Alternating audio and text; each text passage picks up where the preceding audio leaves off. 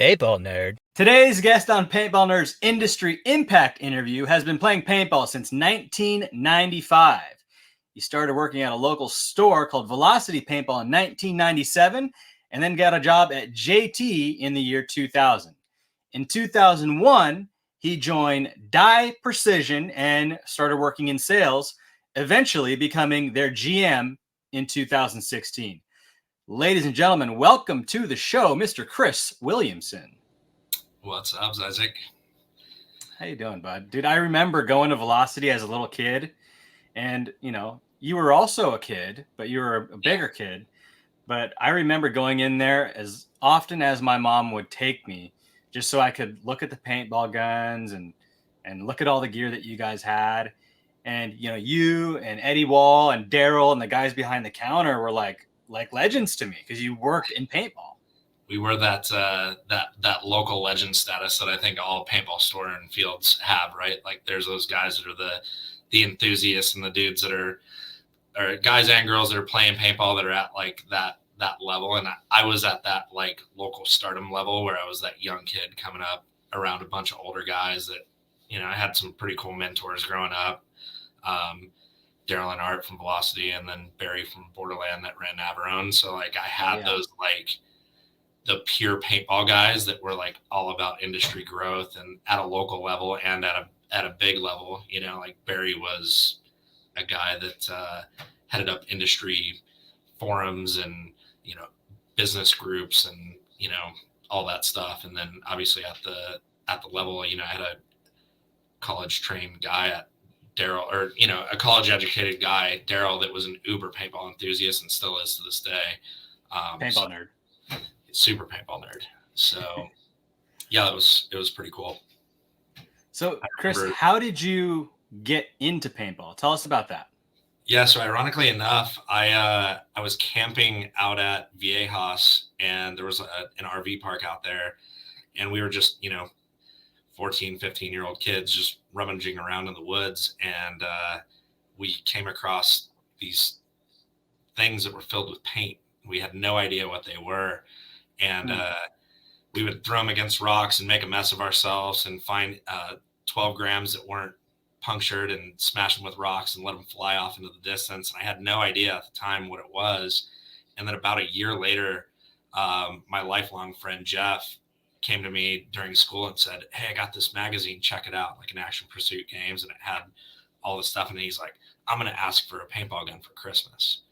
And at the time, it was like the two really streamlined guns were the Tracer and the Spider. It had just come out. The two guns were like kind of the pump play was still being played, and then semi-auto guns were kind of coming into or markers were coming into the realm. So he went down to Velocity Paintball down in Bonita, and I accompanied him and checked it all out. And we had the ultimate guys behind the counter, which was Daryl and Art at the time that owned the store, to kind of give us that like initial education into paintball and where it gets played and all that stuff. And I was fortunate at the time. I was a competitive soccer and baseball player that my parents kind of backed anything athletic that I wanted to do. And that story is I got to grow up playing paintball with my dad my whole life. Like he still, he will release a new gun and he'll buy it retail off the website. And I'm like, "Dad, what are you doing?"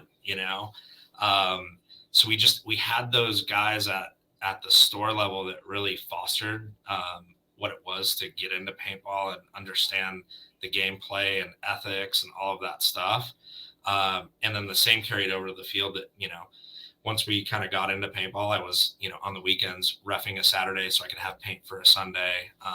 And I give a lot of credit to my parents. They kind of empowered me to get into paintball, not thinking that it would be a job, right? I was playing travel baseball, travel soccer, and paintball was the other thing I was doing. I was surfing all the time, being here in San Diego. But just having that like good kickoff into the sport was huge for my parents, not thinking that we were going out and playing war, right? Like it was an actual organized thing. So that's kind of how I got into paintball as a buddy, probably like many of the stories out there, a buddy that thought hey, this is cool. And then I, having that prior experience kind of got into it. So, I mean, how did you go from goofing around with your buddies playing paintball like most of us do to having a career? Working at JT in 2000 and then eventually working at Dye and then working your way up to GM at Dye. Walk us through that. Yeah, it's kind of a cool story. So I worked at Velocity through my high school years, and ironically enough, I guess I was always that like pretty responsible kid. I grew up in a semi-affluent town, and my buddies, we would go out and party and throw cake parties and whatnot. But I worked all the way up until 9 p.m. at night every day I could possibly get hours.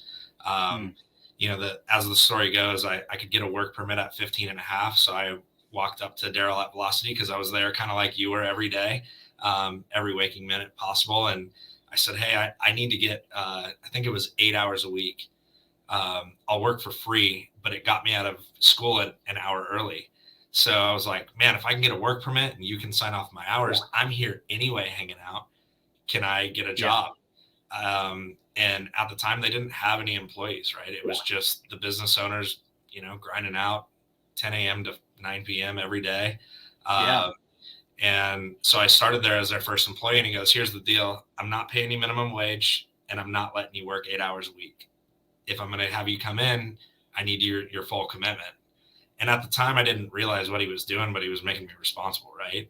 So he gave me a couple $1 an hour bump over minimum wage. I'm sure he probably saw a little bit of like, hey, this isn't just a kid, like he's responsible.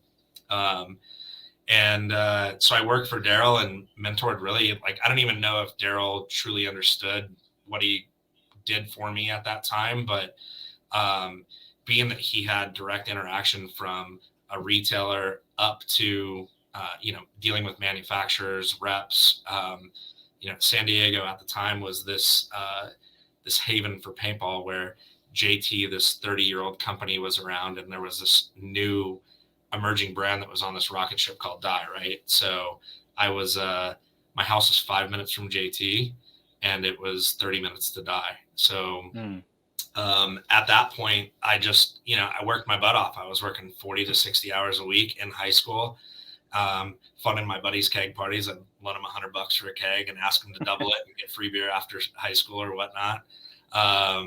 And then, so I had the entrepreneur spirit, and I worked for entrepreneurs, right? Guys that were kind of self-made, weren't business people, straight out of college, but had a passion for paintball. So I learned a ton from Daryl at Velocity just on the business side of things, like understanding, cash register basics, like all of those checkout procedures. And I think we were probably one of the only stores at the time that had an ERP system that could track sales, right? So I could see, hey, I've sold $1 million this year in 1998, as a standalone person or whatnot, which was pretty cool because it gave me some insight into computers. And then right before I graduated high school, Lester, the head of R&D, Lester Broersma, came into Velocity and was asking me questions on some prototype stuff. And I didn't have a clue what it was. But I basically started pointing out all the good stuff that I was doing: packaging, aesthetic, high-end product, no problems. And I just was giving him a perspective as a player, right? Not thinking that I was interviewing for a job. Sure. But he offered an opportunity for me to come in and consult for, I want to say it was $80 an hour for like 2 hours a week. I was like, hey, as long as it doesn't conflict with what I've got going on here, I'd be happy to help you. Just not even thinking it was going to turn into a job. So I'd gone and done that 3 or 4 times, really casually. And again, it wasn't about the money. It was just about the experience and trying to learn more, right? From a manufacturer side. And then, 3 or 4 times into it, they said, hey, what are you doing? Do you want to work for us? And at the time I was working, 60, 80 hours a week. Just, I was the catch-all, right? So we had 2 stores, one in Bonita, one in Poway, which were about 30 minutes apart. I had started to get a little bit more responsibility in ordering inventory and, making calls, based on sales floor and having staff accountable to me. And then, I had that opportunity kind of served up to me where I got offered the job, but I had to go in for an interview, which I had never done before. So I got all, dressed up, went in, sat on an interview, and they're like, all right, kid, you got the job. Uh, I was 17 going on 18 at the time. So this was in September of that year. And so I got hired at JT to do research and development. They needed a kid that was, playing paintball all the time, that was close to understanding what was going on in a retail store. And so I got hired for a pretty inexpensive rate, but it was more than what I was working in overtime working at Velocity. And so I went to work there for a year. A week after I got hired, I got put on a plane to Hong Kong to meet with the vendor on a new gun line that we were wanting to produce. And I spent about 9 months to a year going through that process. And it was a tough thing because at that time, you had mentioned Eddie Wall. Eddie worked our Poway store and was one of my best friends, within a short period of time. The week that I left Velocity, went to work for Dye. So our now wives at the time were, best of friends. We were best of friends, but we couldn't talk about work when we would hang out every other day or every week. So Eddie went his way to Dye, and I went to JT, worked there for about a year. And at the time, it was just after Brass Eagle had acquired the company. So it went from being a privately owned, not mom and pop shop, but a good middle-sized family-owned business. And it was, obviously going from a family-owned business prior, there was a lot of structure, and we reported to people out of state, and I had managers that oversaw what I did from afar, and I didn't like the vibe and the direction that the company was going in. So I started to reach out to Eddie a little bit, and he had said, hey, there's an opportunity for a retail sales position. This could be your chance to get in. And at the time I did the math on it, and it was right break even at where I was at JT. And I'm like, man, I had this big old truck and gas. I was like, I just can't make the move at this time. So I interviewed with Rhonda at that point, and I was on the project that I was working on. We had problems in production, just like many R&D projects do have. And I couldn't accept the position. And Eddie called me shortly after. He's like, dude, Rhonda just walked into my office, or into the sales office, and told me that you just turned her down for a job. I'm like, no, I did it because I'm not finished with the project. I'm not just going to leave these guys high and dry. And I think that probably goes into my character. Like, I'm not going to, leave somebody behind. And, for people that are wanting to work in the industry, I think a lot of people will just cut bait and leave, even if it's, for their, understandably it's in their best interest. But I like to finish what I'm working on. So at that point, I finished off with what I was working on in Las Vegas in PPL of that year. I was walking through the parking lot, and I had never met Rhonda in person. Was walking through the parking lot, never forget it. And I went up and introduced myself and said, hey, I'm Chris Williamson. A couple of weeks ago we had talked, and unfortunately I couldn't take the position at that time, but I'd like to see if there's another opportunity open. Understandably, I had a guy on the inside that said, hey, I think you should probably use this as your shot.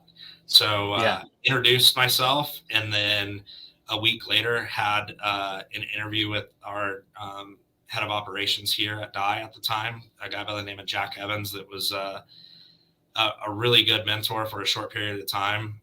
Had scaled some pretty big businesses, and that's what his job was here at Dye, is to really bridge the gap in Asia manufacturing and all of that, direct to consumer model. So I got hired at Dye, and really it's just been history ever since. I was kind of reminiscing yesterday. I'm like, man, I've been at Dye for 21, 22 years. I've driven, like most people, like dream to drive to Dye once or twice in their life. And I've driven it thousands of times to and from work, so it's been pretty cool. Well, I was a sales rep at Dye too. And the move from sales rep to GM, there's a lot that happens in between there. So how did you become GM? Yeah, I think it kind of plays on that responsibility route. Like I always feel like I'm personally responsible for more. I always aspire to do more and, problem solve and make sure to take business cases into mind. We had, during your tenure here at Dye, we had, fantastic people that were here at Dye during that time. Robin Niehaus being one of them that was at JT prior to us leaving. He was my sales rep at JT. And, he became the sales manager a year or so after I got to Dye. So I got to learn a ton of sales management, practical experience, life lessons from the group that we had here. A lot of stuff I learned what not to do from those same people as much as I learned what to do. But really just being dependable, showing up on time, probably showing up early, staying late if I needed to, being organized and being prepared going into a meeting and not just, I hope this works out. Kind of led me into the position, I guess, naturally. I do try and tend to lead if I can. I'm definitely not heavy-handed in that way where I'm like, do this or else. But I feel like I'm a good fit for a middle ground between ownership, our middle managers, and the employees that we have all the way down the scale. And for me, we're a good sized business, don't get me wrong, but we're still, a family owned operation that is very compassionate about, family time and what to do. And, that's kind of where it led me to is just, kind of leaning on those experiences from people that were smarter than me. And honestly, looking at it now, and the position that I sit in now, it's surrounding myself with dependable people that are experts in their positions, right? I know that I can't do everything and I won't ever be able to do anything, even if I worked 24 hours a day. So having great people like, Devin and Billy and John and all the great people that we have here at Dye, our European operation, our Asia operation have extremely talented people. And I couldn't do it without them. Right. So it's understanding that, you have to be there at, 30,000 feet with people at every level below you, kind of rowing the same direction and empowering those people. So. That's awesome, man. And being a manager, by very nature of being a manager, you are not supposed to be doing all the things. Yeah, absolutely. You have to manage the people that are doing those things. But it sounds like the way that you got there is by focusing on a certain mentality, and that mentality sounds like it's, do more than what I'm getting paid for. Yep. And eventually I'll get paid more for doing what I do.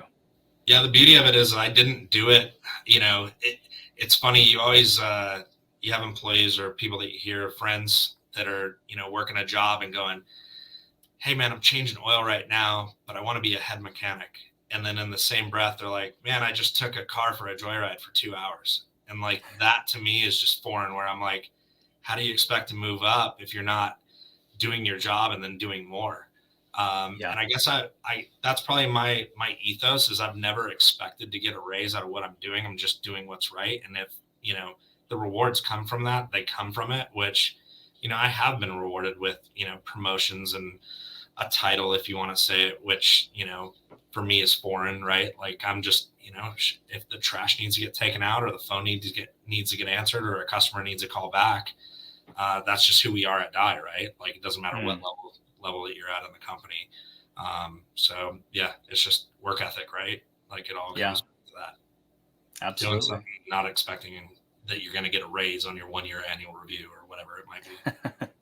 Well, there's a bunch of entitlement, and we can go down that rabbit hole, but that we'll save that for another time. But with Dye, it's, you guys have always been at the top of the industry, always innovating. Are there any exciting projects that you guys are working on for the future? Yeah, this is one question that I always like to answer very very vanilla. We're working on a ton of stuff that I can't tell you about.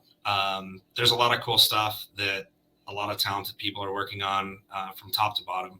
I think that we'll see some really cool products that are very well planned out over the next couple of years that that fit into families of products that create a next evolution. And I think we saw a small part of that with the DLS line that came out at World Cup. The market's changing more now than it ever has with direct to consumer. We have competitors that are more direct to consumer than we are. And I don't think that will be our business model pure going forward. But we have to be cognizant of that. And then, that goes from guns to hoppers to goggles to special colorways and whatnot. So, ironically enough, I'm going to be going to Taiwan this week for about 9 days, planning this year and into next year on new products that we're releasing. So I'll be sure to blast them out to you and in the paintball public as we get going on that stuff. It'll be cool stuff, though. I think everybody will be excited. Where do you see the consumption end of paintball? Like, how do you see that evolving? Because you mentioned direct to consumer, and I see paintball. I see what's happening in paintball very similar to what Walmart did to retail, right? One big entity came, and you could buy everything from that entity, and that was it. And there's companies that like Apple that kind of said, we're not going to go with that. We're going to go consumer direct. And then Apple ended up selling at Walmart. Sure. So, without making direct references to certain stores that maybe there are some parallels with Walmart, where would you say the paintball industry is headed? Yeah. So I think that there are a select number of stores in each state that do a really good job at product presentation, cleanliness, and fostering those relationships that I had when I was a kid, right? So obviously for me, life experience tells me that at the time that I got into paintball, we had mentors behind the counter that were educating people on why paintball was safe and didn't harm people and was a fun activity to do either with friends or as a family on a weekly basis, right? And I think the industry needs those stores and fields to thrive because those are our anchors, right? Like the field being the anchor in the market, but the store being the Monday through Friday anchor point to get people to come in and, retain interest, right? Over the years, we've definitely seen, obviously the internet's not going away. And the storefronts that are out there are amazing, right? You have your ANSs and Lone Wolves and Discount Paintballs and guys that have been in the business for a long time that have evolved their businesses. So when you see their storefronts and you see their online storefronts, there's a cohesive link between the two, right? And then you have, your John at Pro Edge. That's a guy that I was his first sponsor as a kid myself, sponsoring him through a local field, and then took the leap of faith to get into opening a store. And you walk into his store and it's clean, organized, has an inventory system, knows what's going on in his business, know what his margins are. And we need more businesses like that. We need more John Jacksons and, Dave Pandos that are creating an inviting location for people to come out and either play or shop at. And I don't think those guys go away. I think the guys that you walk into that have bought, another great example is Junior Brown and Gina, right? They have very appealing retail locations, and it's no surprise that they're successful. The guys that don't on a yearly basis renovate, paint, clean up, have goals and projects in mind like we do here internally, whether it's a product line or maintenance on the building or whatever it might be, if you don't have that as a part of your daily routine on setting, those short term, which is staying in business, and then long term, whether it's advertising or keeping your store presentable or your field presentable, or your online store presentable, those other stores and fields just find their way out of business. And we need to do more to empower, stores and fields to be presentable, right? Like we're not just in competition with the guy down the street. We're in competition with the bounce house place and the iFlies and all the other amusement, outlets that are out there, right? And I think we as paintball nerds can probably agree that there's nothing more addicting than paintball.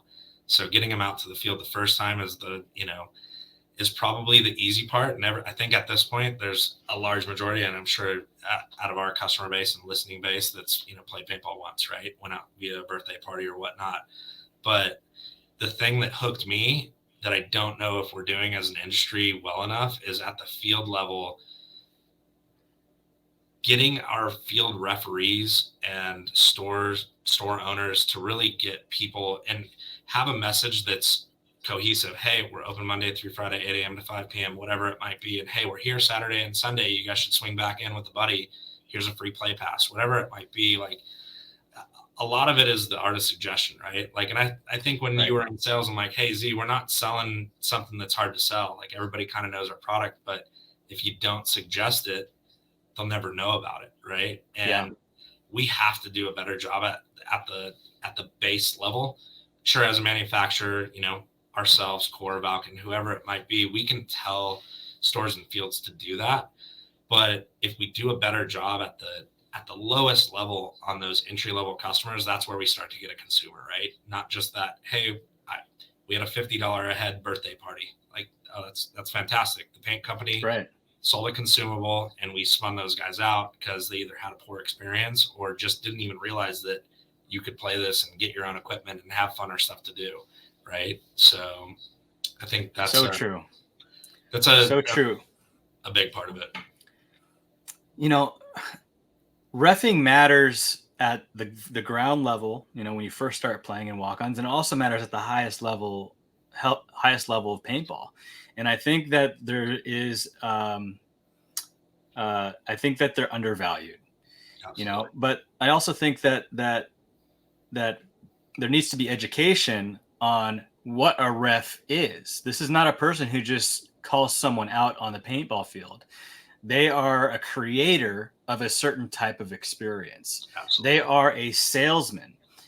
Every time, a ref goes out to a group of walk-ons, this ref goes on this side, this ref goes on this side.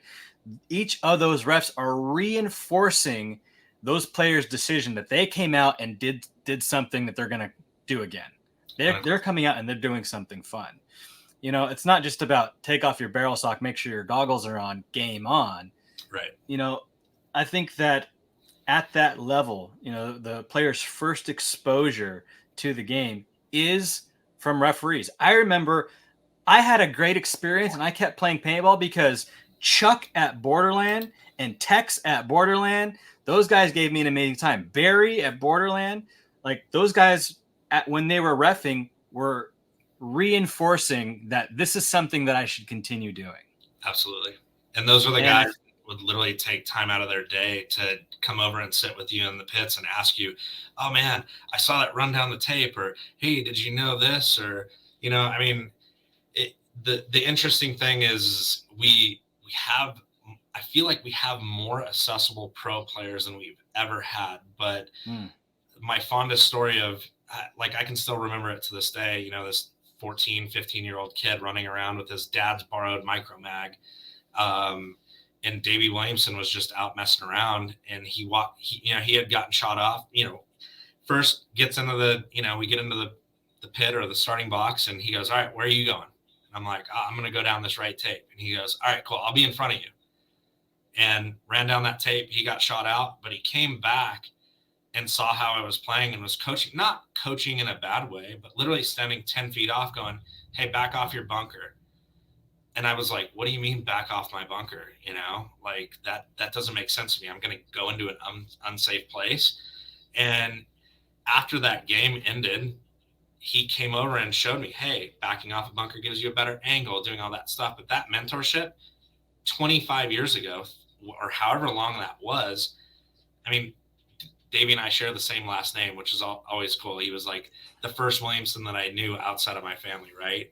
But, man, Davey's a pretty brash guy, but he's also the most caring softy that you could ever get. And he did that with me at a very young age, and I never forgot that. And I do that same thing now, like taking my son out for a birthday party, and the kids, like I'll go out and mess around and maybe make a move that I shouldn't just because I'm getting bored. But I'll go out to the sidelines and I'll do that same thing, or I'll tell the kids, hey, before we get started, this is what we should do or whatnot. And I think that mentorship plays a big role in customer retention and getting people into thinking more of paintball Crucial. than just, I mean, there's many life lessons that I've learned, through friendship and playing paintball that I wouldn't have if I didn't play it. So, yeah, I think that initial exposure and experience that you have, it's key to keeping you in the game and getting you addicted to the game, because there's a lot to like in paintball, and sometimes you just need someone to show you those things. It's funny that you mentioned Davey, because like that was the first pro that I ever saw, and I was like, how do you do that? Like, how do I do what you do? I want to be what you are. Absolutely. And he's like, well, get a job. You're not going to make money just playing paintball. And I was like, well, where do you work? And he's like, oh, I sell these. And he held up a boomstick. Like, sell these things. I'm like, I want to do that. I want to work at Dye and I want to play on the Ironman. So I followed Davey's path. And it was that exposure, it was that mentorship, it was him pouring into me in a moment where my mind was most open to it. That is one of the reasons I'm here today. Oh, absolutely. Yeah. I mean, we all have somebody to look up to. Davey was that guy from a playing aspect. And then, I feel like we came up in the uber enthusiast, like growth phase of paintball, where everybody was like all about like, hey, what are you doing this weekend? I'm playing paintball. Like, we were proud to share the sport with people. And I think if we took that on our backs a little bit more, even today, like I'll be traveling internationally or to an event. People are like, what do you do for work?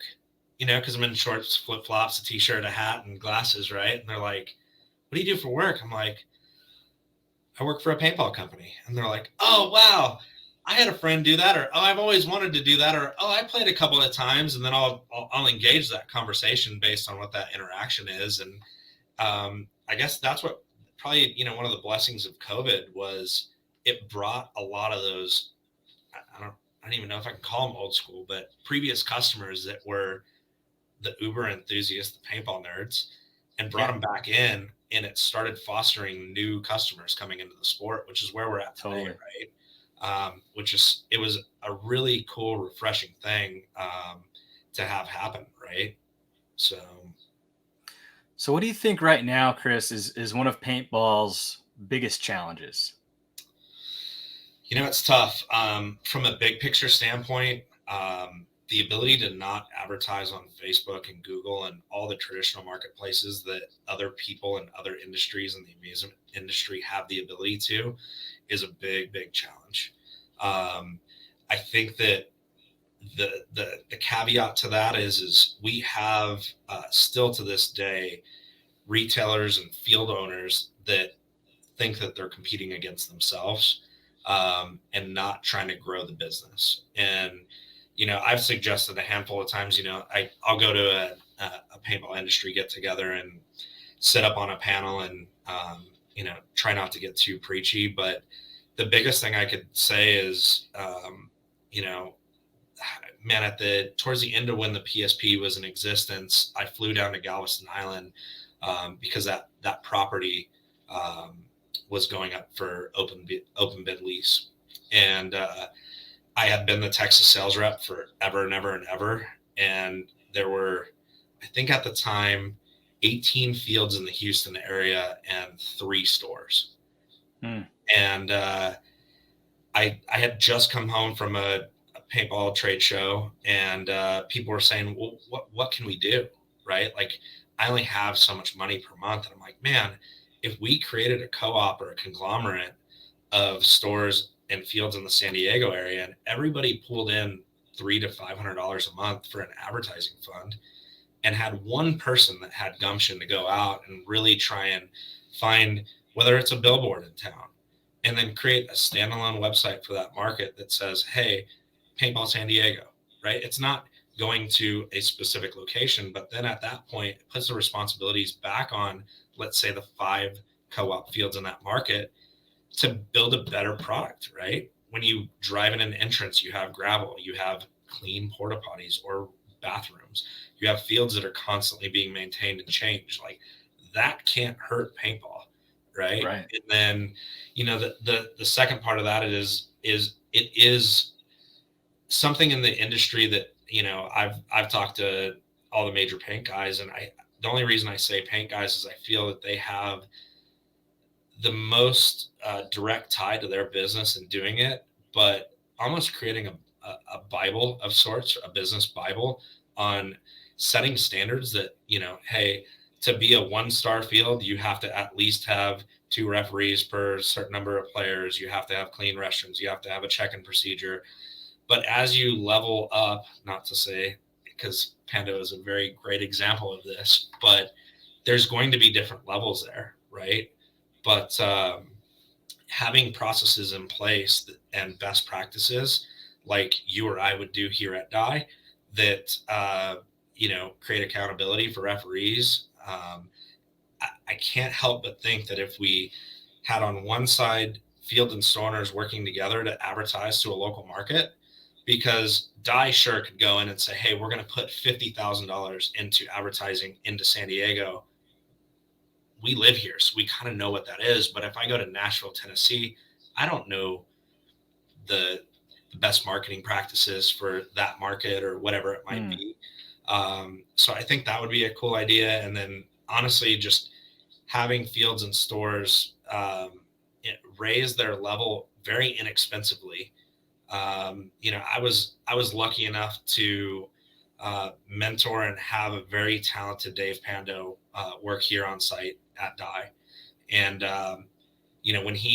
when he approached me to leave and move back to his home city and open a paintball park, I embraced it because I knew that there was going to be a good template for somebody who was a really, really hard worker and did whatever he needed to do to find success. And he literally opened that park on a shoestring budget. It wasn't one of those things that he had $500,000 to open a field. It was, my message to him was, look within.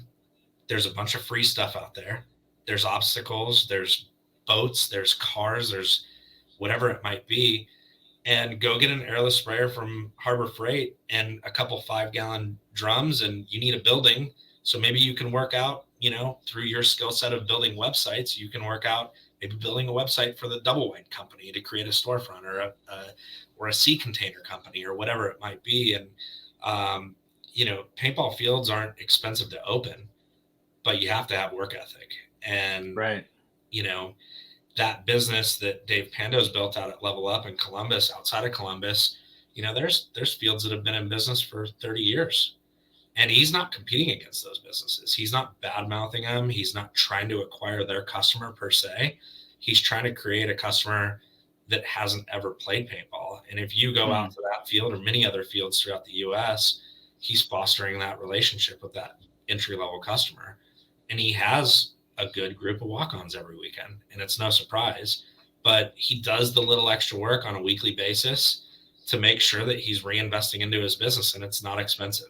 You can acquire XYZ paintball and look at it and go, man, this place hasn't been repainted for 15 years since they built it. And you can go to some of the nicest fields in the country and it's that way, right? And it doesn't take a lot, but you have to be on a consistent improvement plan, or it's going to look the same the next time you come back in a year. And a lot of people don't accept that. Right. So those are a couple of things that I would say, could really be done, is just looking within the business, whether it's repainting the store, changing the outlook. I mean, it's no surprise that the bar industry doesn't kind of evolve every 2 or 3 years. You go down to Pacific Beach, and if you haven't been down there for 2 to 3 years, there's a couple of staple bars, but the same owners own the same locations. They just change their name up, right? I'm not saying that stores and fields need to change their branding, right? But they can clean stuff up and, make stuff look different. And, we used to do that at Velocity. We changed the glass counters from the left side of the building to the right side of the building. We put grid wall up on the right side, but not on the left side. Like we were constantly doing that stuff. And I think those are a couple things that people can do better with very little investment and really freshen things up. I think it's a law. It's a law of success. If you're not evolving, then you're dying. And evolving it doesn't necessarily mean spending money on more things. It Absolutely. doesn't mean rehabbing your shop. It just means evolving it, changing it. Yep. And that's what keeps people coming in. Like I remember, as a kid going into Velocity, and I'd come in there a couple times a week, and there'd probably be this exact same inventory, but now it's in a different spot.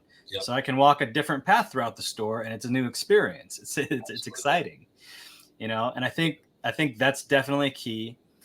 I spoke with Anthony Vitale, Yep. and he said something powerful. He goes, something I always believed is we're not competing with other paintball fields.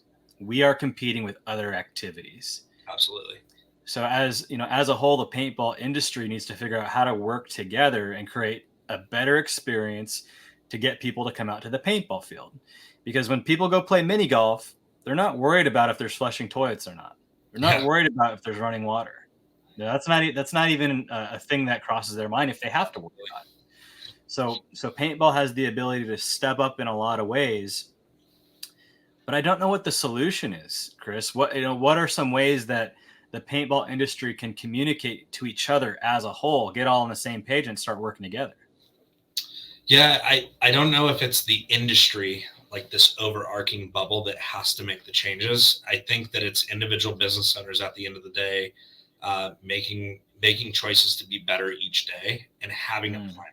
Without a plan, you'll just walk around in circles. You'll unlock the door, walk into the business, look around, flick the open switch on, reorder inventory as it sells through, and you'll just do the same thing over and over and over. You'll either somehow succeed, but you don't know how you did because people just showed up, or you can have a local marketing plan. You can do more on your SEO on your website. You can build better fields. You can make sure that you're actually having conversations with referees once a month for 20 minutes on how we conduct ourselves to our private groups, new players. We're making sure that we're rebalancing teams so that we're not having one field or, one walk-on group that's just smashing on another, distance rules, all that stuff. But I think that the industry as a whole is very good at setting up the first time, but evolving that over time and having some structure there is what we miss. Really what it comes down to is we try and recreate a brand new product line each year, right? Some of the products that we have are staples, but for all intents and purposes, if we don't evolve, our competitors do, right? And that's happened over the years where I feel like, man, if I could have a guy that reinvents product A or B, this would really give me an edge. And I think that, having that plan on the manufacturer side keeps us fresh. It gives people relevance, hey, I just got this new item in. But really, I think it's people on a micro level working together on trying to grow paintball in their market.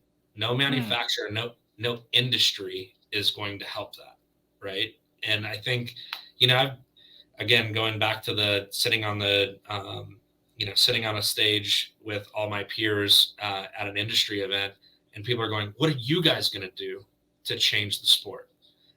I mean, shoot, Core, which was GI, which was PMI, at a time they created a 50 cal gun, put millions of dollars into advertising, thinking that it was going to drive people into paintball stores.